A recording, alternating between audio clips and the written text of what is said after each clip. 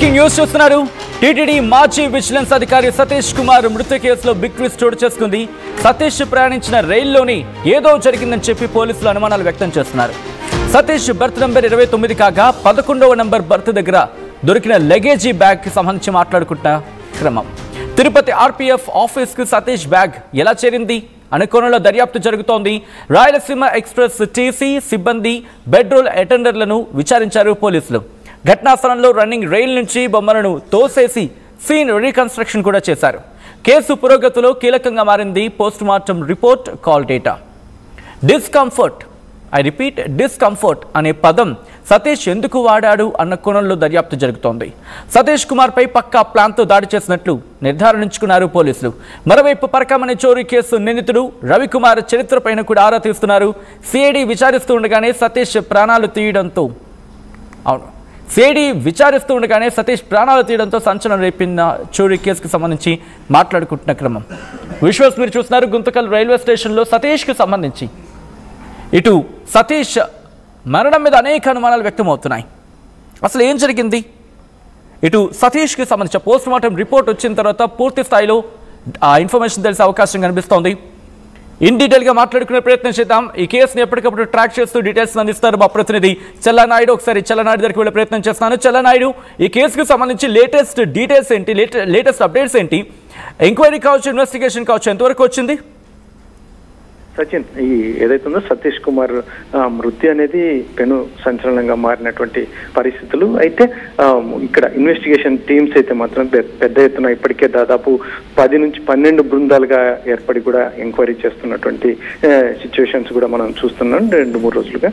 అయితే ఇక్కడ అధికారులు కూడా నిన్నటి రోజు సంఘటనా స్థలానికి చేరుకొని కూడా సీన్ రీకన్స్ట్రక్షన్ చేసి, ఎందుకంటే ఆ వెయిట్ ఉన్న వ్యక్తి ఒకవేళ ఎవరైనా తోస్తే, ట్రైన్లో నుంచి తోస్తే ఎంత దూరం పడతాడు, లేదంటే తను పడాలంటే ఎంత దూరం పడతాడు, ఈ యాంగిల్లో కూడా పూర్తిగా వాళ్ళ సీన్ రీకన్స్ట్రక్షన్ చేసినటువంటి పరిస్థితులు మనం విజువల్స్ కూడా చూసాము. ఉన్నతాధికారులందరూ కూడా ఈ కార్యక్రమంలో పాల్గొన్నటువంటి పరిస్థితులు అయితే ఉన్నాయి. అయితే మొత్తానికి ఇప్పటి వరకు ఎక్కడ కూడా, ఎందుకంటే రైల్వే కావచ్చు, లేదంటే పోలీసులు కావచ్చు, సిఐడి కావచ్చు, ఇట్లా అనేక విభాగాలకు చెందిన అధికారులు ఈ ఇన్వెస్టిగేషన్ లో పూర్తిగా ఇన్వాల్వ్ అవుతున్నటువంటి పరిస్థితులు ఉన్నాయి. ఇక్కడ డాక్టర్ల బృందం, ముఖ్యంగా పోస్ట్ మార్టం రిపోర్ట్ అనేది ఇమ్మీడియట్ గా రావచ్చు. కాకపోతే ఇంకా పూర్తిగా కూలంకషంగా ఆ చనిపోయిన సమయంలో ప్రెజర్స్ ఏదైతే ఉందో బాడీలో ప్రెజర్స్, మనకు గుండె కావచ్చు, బ్లడ్ కావచ్చు, ఇలాంటి ఇతరత్ర అన్నింటినీ కూడా కూలంకషంగా రిపోర్ట్ రావాలంటే కనీసం డాక్టర్లతో మాట్లాడితే చెప్తున్నది ఒకటే, 3 days పడుతుంది అది అంతా కూలంకషంగా రావడానికి అని చెప్పేసి డాక్టర్లు చెప్తున్నటువంటి పరిస్థితులు ఉన్నాయి. అయితే మొత్తానికి ఇప్పటి వరకు అనేక అనుమానాలు, రోజు రోజుకి ఒక్కొక్కటి, నిన్నటి మధ్యాహ్నం వరకు మర్డర్ అనుకున్నాం. తర్వాత కొన్ని ఈక్వేషన్స్ తో మరి ఏం జరిగింది ఏంటి అని క్వశ్చన్ మార్క్స్ వెల్లువెత్తున్నాయి తప్ప ఎక్కడ సమాధానం దొరకనటువంటి పరిస్థితులు అయితే ప్రస్తుతానికి నెలకొని ఉన్నాయి. అయితే ఇది ఇమ్మీడియట్ గా ఎంత తొందరగా వీలైతే అంత తొందర ఇన్వెస్టిగేషన్ అయితే పూర్తి చేస్తామని చెప్పేసి పోలీసు ఉన్నతాధికారులు చెప్తున్నప్పటికీ మరి ఎన్ని రోజులు అనేది టైం బౌండ్ అయితే చెప్పట్లేదు సచిన్. మొత్తానికి అయితే ఎంక్వైరీ చాలా సీరియస్ గా అక్యురేట్ గా చేయాలనే ఉద్దేశంతోనే అధికారులు ముందుకు వెళ్తున్నట్టుగా కనిపిస్తుంది. ఒక పక్క సీన్ రీకన్స్ట్రక్షన్ జరుగుతున్న క్రమం, ఇంకొక వైపు బాడీకి సంబంధించి ఆ భౌతికాయానికి స్కాన్ చేశారంటూ కూడా, అసలు స్కానింగ్ వరకు ఎందుకు వెళ్ళిన సందర్భంలో ఎటువంటి అనుమానాలు వ్యక్తమవుతున్నాయి. దాంతోపాటు స్కాన్కి సంబంధించి మాట్లాడుకున్న క్రమంలో అలాగే సీన్ రీకన్స్ట్రక్షన్కి సంబంధించి ఏం జరుగుతోంది, ఇన్వెస్టిగేషన్లు ఎంత కీలకం కాబోతున్నాయి, 2 కీ పాయింట్స్ కూడా. ఎస్ సచిన్, గతంలో ఎన్నడూ ఇటువంటి సస్పెక్ట్ మర్డర్స్ లో ఎప్పుడు కూడా బాడీకి చనిపోయిన తర్వాత స్కాన్ చేసిన పరిస్థితులు అయితే ఎప్పుడూ లేవు. అయితే ఇప్పుడు ప్రస్తుతానికి స్కాన్ చేయాల్సిన అవసరం ఎందుకు వచ్చింది అంటే, ఇంకా ఒకవేళ ఇన్ కేస్ ఎవరైనా మనం ఒకవేళ మర్డర్ అనుకుంటే ఎవరైనా అటాక్ చేయబోతున్నారు అనుకున్న సమయంలో తన దగ్గర ఉన్న ఏదైనా ఇన్ఫర్మేషన్, ఎనీ పెన్ డ్రైవ్ కావచ్చు, ఇలాంటి ఇతరత్ర ఏదైనా తను ఏమన్నా మింగి ఉన్నాడా, లేక ఎందుకంటే వాళ్ళకి ప్రత్యర్థులకి దక్కే అవకాశం ఇవ్వకుండా, ఎందుకంటే ఒక పోలీస్ ఆఫీసర్ గా ఏదైనా ఇన్ఫర్మేషన్ ఉంటే దాన్ని ఇతరులకు తెలియకుండా కూడా మెయింటైన్ చేయగలిగిన సిచ్యువేషన్స్ లోకి ఒక ట్రైనింగ్ లో కావచ్చు, లేదంటే ఈ ప్రొఫెషన్ లో కూడా వాళ్ళకి తెలిసే అవకాశం ఉంటుంది. కాబట్టి ఆ సిచ్యువేషన్ వచ్చి ఉంటే కనుక ఇన్ కేసు ఏదైనా పెన్ డ్రైవ్ కావచ్చు, ఇతరత్ర ఏదైనా కూడా నోటి ద్వారా మింగాడేమో కాబట్టి అది ఆ పెన్ డ్రైవ్ ఉండి ఉంటే ఇంకా ఏదైనా బయటకు రావచ్చు కదా అనే ఉద్దేశంతోనే ఈ స్కాన్ చేసినట్టుగా మనకు పక్కా సమాచారం అందుతుంది. అయితే ఇప్పటి వరకు చేస్తున్నటువంటిది ఏదైతే ఉందో పిఎం రిపోర్ట్ కావచ్చు, లేకుంటే ముఖ్యంగా ఇప్పుడున్నటువంటి సిచ్యువేషన్ లో ఫోరెన్సిక్ తన సెల్ ఏదైతే ఉందో సెల్ ఫోన్ నుంచి ఎవరెవరు ఇటీవల కాలంలో ఎవరెవరు మాట్లాడు ఫోరెన్సిక్ హ్యాండ్ ఓవర్ లో ఇప్పటికే తన సెల్ హ్యాండ్ ఓవర్ అయింది. దాని మీద ఇన్వెస్టిగేషన్ జరుగుతుంది. ఇంకా అనేక అంశాలు, ఎందుకంటే ఆ ఫోన్ ద్వారానే మాక్సిమం.